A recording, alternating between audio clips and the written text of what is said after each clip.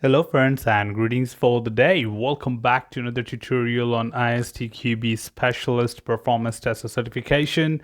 We are getting started with a new chapter, which is chapter 5, going to talk about the tools which are associated with performance testing.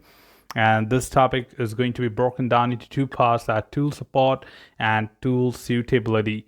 The number one we are getting started with today is 5.1 tool support. In order to get started, the very first thing to understand here is from the foundation level, we have understood a lot that how tools can be assistive to us in order to do a lot many activities when related to different actions or different testing levels which being performed, and one of them is performance testing. Now here, when it comes to specifically about performance testing, we are talking about those necessary tools which might be really playing a vital role when it comes to performance testing. So performance testing tools include the following types, which we'll be talking here, and they can definitely be a great support for minimizing a lot of your manual effort. In fact, doing them manually could be complicated. That's where the tool support is crucial when it comes to performance testing. So the very first tool we are talking about is the load generator, which is the key aspect of performance testing. Applying the load on a performance scenario is the most important thing to be discussed about, and that's where the load generation selection matters, like what kind of capacity or what kind of load generations can happen with respect to the operation profiles, which we discussed in our previous tutorials. So the load generator through an IDE, script editor, or tool suite is able to create and execute multiple client instances that simulate the user behavior according to defined operational profile. Creating multiple instances in short periods of time will cause load on the system and the test. The generator creates the load and also collects matrices for later reporting.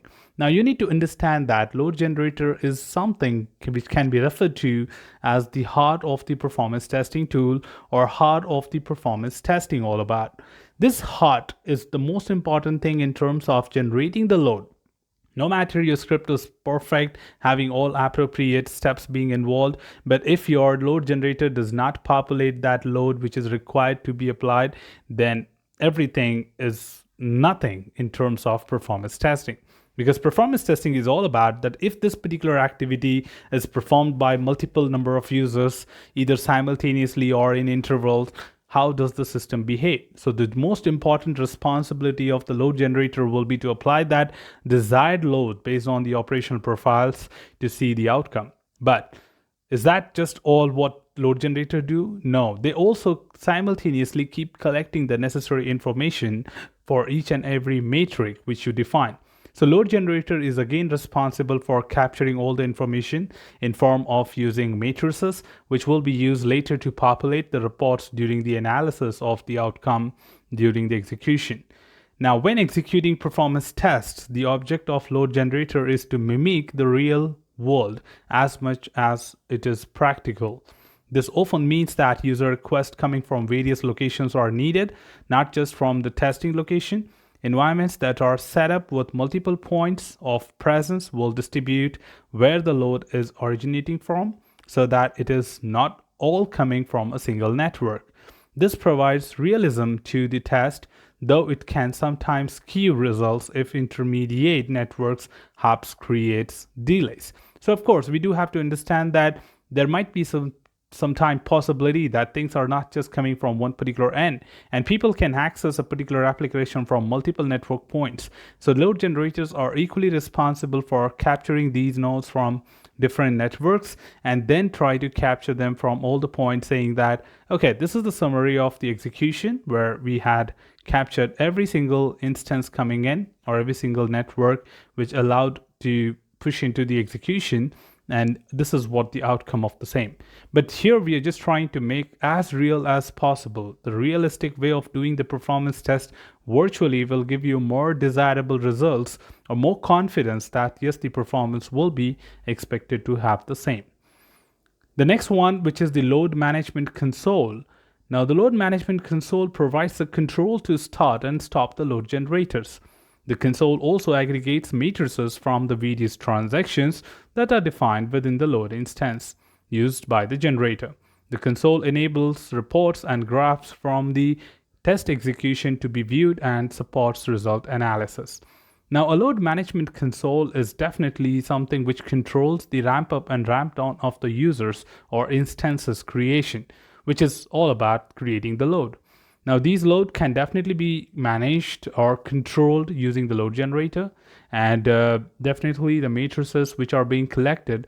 The console is something which goes you to showcase those matrices, because these matrices, when they collect information during the execution, may be so concrete that normal human mind cannot really understand that. And I'm talking about other than the performance testers. Maybe for a performance tester, in fact, it could be so complicated that they cannot come up with an analysis or a summary that what exactly happened.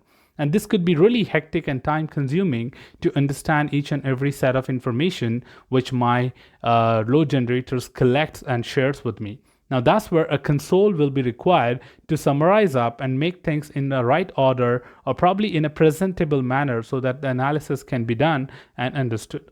Now that's where these things will be very helpful, and the console will give you in a more graphical and presentable manner the same data what generator produced in a very concrete manner.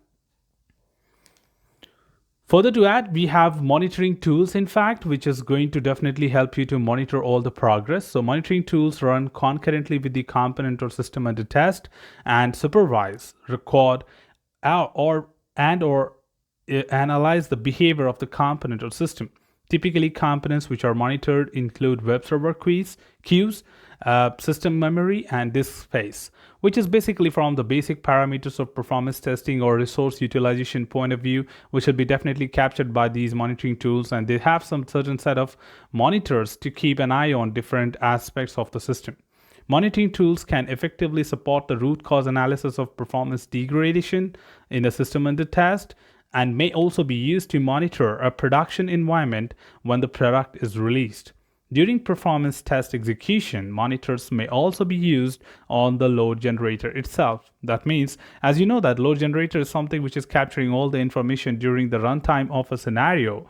That's where the monitoring tools will be keeping an eye on them and keeping certain things like a threshold, and then trying to map that value at actuals with the threshold and prompt you at any point of time, did that exceed? Did that exceed at any point of time, and is there anything we need to do in order to meet those expectations, or what was that basically made the software performance degrade, and could be that a root cause as well to overcome in order to enhance your system. So yes, definitely these monitoring tools can help you to come up with a summary or an outcome of the entire performance testing. License models for performance test tools include the traditional seat or site-based license with full ownership, a cloud-based pay-as-you-go license model, and open source licenses which are free to use in a defined environment or through cloud-based offerings. So here we are talking about the load licensing model of the performance testing tools, which has different variants. It could be site, that is organization-based, or seat, that means per user based. Also, you do have like a cloud-based pay-as-you-go. That means the more you use it, the more you have to pay. The less you use it, the less you have to pay. Also, you do have open source licenses for open source environments, where you may have to definitely go with certain minimized usage, but definitely can have a great exploration on the performance activities. At the same time, requires a heavy configuration to be done by the test engineers to set up the environment and set up the tool to run. Now, each model implies a different cost structure and may include ongoing maintenance. What is clear is that for any tool selected, understanding how that tool works thoroughly, training and self-study will require time and budget. So again, this is one from the foundation level. We have discussed that this is one of the considerations before selecting a tool, that do not underestimate the time and budget required for initial acquisition cost. In fact, the initial ramp up of your team and initial training and mentoring which is required for a team to understand the tool. So yes, that additional cost will also be considered here in order to define that how exactly we will be working with the tool and making most out of it. So that's definitely something which is considerable to talk about when it comes to the cost and licensing model of using a performance testing tool. Well, So you can just opt one of these options, which would be the best suited at your environment and your execution point of view, and go for it. So that's all from this particular tutorial, team. As we are coming to an end, we're looking forward to more questions if you have any to share with us so that I can look forward to them. So that's all. And should you have anything else, feel free to comment below. I'm always there to address your queries and answer them well. Till then, keep learning, keep exploring, keep understanding the context. Thanks for watching the video, team, and happy learning.